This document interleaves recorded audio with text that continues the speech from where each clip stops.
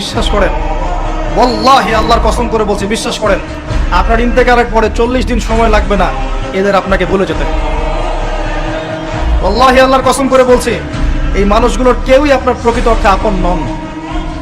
আপনার অবস্থানকে তারা ভালোবাসে, আপনাকে তারা ভালোবাসে না। আপনাকে শুধু আপনার রব আল্লাহ ভালোবাসেন। আপনি তার উপর তাওয়াক্কুল করে হারাম ছেড়ে দেন, আপনাকে আল্লাহ বেহিসাব রিজিক দেবে ইনশাআল্লাহ তাআলা। মানুষ মানুষের অবস্থানকে মূল্যায়ন করে, আপনার পরে তারা আপনাকে মনে রাখবে না। আপনি আমি যদি আজকে পৃথিবীতে নাও থাকতাম, আজকে যদি আমরা পৃথিবীতে নাও থাকতাম, পৃথিবীর ঘূর্ণন কমে যেত না। পৃথিবী ঘুরতই, রাত হতো, দিন আসতোই, আমাদের স্ত্রী সন্তানরা বেঁচে থাকতো, মা বোনরা বেঁচে থাকতো, সবাই যার যার জায়গায় ঠিকই থাকতো, আমরাই থাকতাম। এটাই বাস্তবতা, এটাই দুনিয়ার নির্মম বাস্তবতা। তাহলে এই দুনিয়ার সংক্ষিপ্ত জীবনে কাদের কথা চিন্তা করে আপনি আল্লাহর অবাধ্যতা করছেন?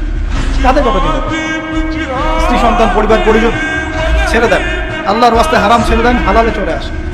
আমরা ইসলাম নিয়ে অনেক বড় বড় কথা বলি, কিন্তু সবচেয়ে বড় কথাটা হচ্ছে এই আয়াতটা যেটা আমি তেলাওয়াত করতে যাচ্ছি। ইয়া আইয়ুহাল্লাযীনা আমানু, হে মুমিনগণ, আলাইকুম আনফুসাকুম, তোমরা নিজেরা আগে নিজেদের নফসটাকে ঠিক করো। নিজেরা ভালো হও, পরের দিকে আঙ্গুল পরে উঠাও।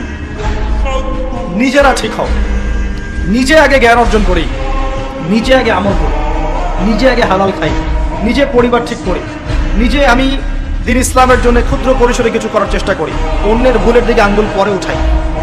দেখবেন ইনশাআল্লাহ প্রত্যেকে যদি নিজের ফিকির করি, আস্তে আস্তে সমাজ ঠিক হয়ে যাবে। নিজে ঠিক না হলে কিচ্ছু ঠিক হবে না।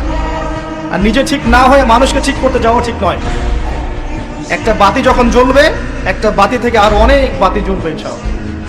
আল্লাহ পাক আমাদের সবাইকে হালাল রিজিক অন্বেষণ করার তৌফিক এনায়েত করুন। আমি যাদের হালাল রিজিকের সমস্যা আছে, আল্লাহ পাক যেন বেহিসাব রিজিকের ব্যবস্থা করে দেন। আমি আপনার আমার সম্পদ সুদের মধ্য দিয়ে লুটে নেওয়া হয়েছে, সম্পদ পেপার মানির মধ্য দিয়েও সাক করা হয়েছে।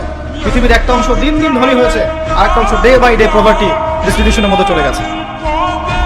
এগুলো বুঝতে আরো সময় লাগবে, আরো দিন যেতে দেন, 5 বছর 10 বছর যাক, আপনারা নিজেরাই বুঝতে পারবেন ইনশাআল্লাহ। বিষয়টা হচ্ছে যে এগুলো ভবিষ্যৎবাণী নয়, এগুলো বর্তমান।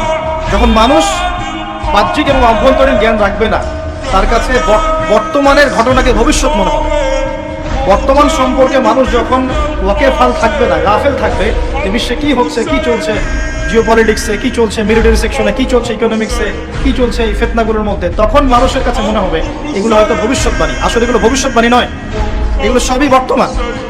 বর্তমান সম্পর্কে আপনি অজ্ঞ বলেই বা আপনি জ্ঞান অর্জন করার ফিকির নেই বলেই